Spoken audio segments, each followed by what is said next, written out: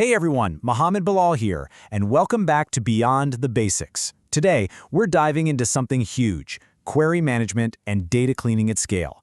Honestly, getting this right is what separates someone who just handles tasks from someone who leads strategy. So, let's get into it. So let's just start with a really big question, something I want you to think about for a second.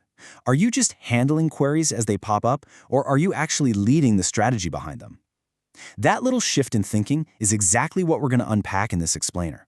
Look, at this stage in your career, you're probably a pro at resolving individual queries, right? But your role is getting bigger. It's expanding beyond just those one-off tasks. You're stepping into a new horizon, which is all about oversight. And this is where you can start to make a massive impact on your studies. And this slide, it just lays out that change perfectly. When you were starting out, your focus was totally on the micro level. Closing tickets, cleaning single records one by one. But now, you've got to shift to the macro. It's about shaping the whole strategy, deciding what's important, and, this is the big one, figuring out how to stop the same problems from happening again and again. You're thinking at a project scale now. So how do you even see that big picture? Well, you've heard it before. You can't manage what you don't measure. When you're cleaning data at scale, you absolutely need clear, measurable insights. And this is where metrics become your best friend. They are your strategic compass, and they're going to guide every decision you make. Let's talk about 3 metrics that are absolutely essential. First, average query aging. Basically, how long are queries just sitting there, open? This is going to point you right to your bottlenecks. Second, the query resolution rate. Are we actually keeping up with the flow of new queries?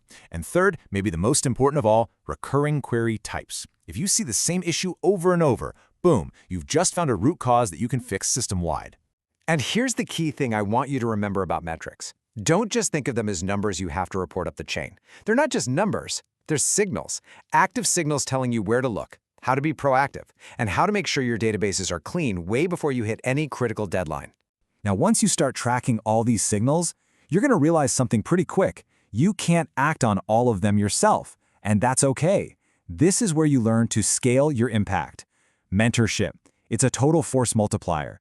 When you coach your junior colleagues, you're not just building a stronger team, you're freeing yourself up to focus on that high-level, big-picture strategy. So what does good coaching actually look like? Well, first, teach them how to write queries that are crystal clear and not ambiguous at all. It saves everybody so much time. Second, help them learn how to prioritize. What's a 5-alarm fire versus something that can wait? And third, help them understand the why. Don't just tell them what to fix. Explain the patterns so they start thinking strategically too. All right, let's get real for a minute and talk about a challenge that, trust me, you are going to face constantly. It's that inevitable tension between speed and quality. This happens on pretty much every project, and learning how to navigate it is a core intermediate skill. And you will feel this pull from both sides. On one hand, you've got sponsors and project managers pushing for speed. Close the queries, lock the database. But on the other hand, you have the absolute non-negotiable need for quality. The data has to be right. Compliance is critical. Rushing just creates a ton of risk. Your job is to stand right in the middle of all that. So, how do you do it? How do you navigate that? You need a clear strategy. First, escalate any blockers you see early and proactively. Don't let them fester into a crisis. Second, you have to communicate the trade-offs. If going faster means taking on a certain risk, make sure everyone with a stake in the project understands that decision. And finally, document everything. Your rationale for making key decisions is going to be your best friend. Okay, so we've covered the mindset, the metrics, the challenges. Now it's time to make this stuff real. Enough theory, let's talk action. This next part is all about the first steps you can take to put this strategy into practice, like right now. Here are 3 things I want you to try this week. First, actually dive into your query metrics. Find just one bottleneck area and make it your mission to improve it. Second, draft a simple playbook for your team. Nothing fancy, just a simple guide on priorities.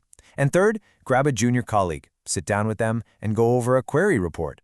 Talk strategy with them, not just the how-to. And that brings us to our final thought for today. As you step away from this explainer, I really want you to ask yourself this question. Looking at your current work, what is the one bottleneck, that one recurring problem that you can start to improve this week? Because that's where the real change always begins. Hey, if you found this helpful, do me a favor and hit like, share it with a colleague, and subscribe so you don't miss what's coming next. We've got new explainers going live every Monday at 8 a.m. Eastern. Thanks so much for joining me, and I'll see you in the next one.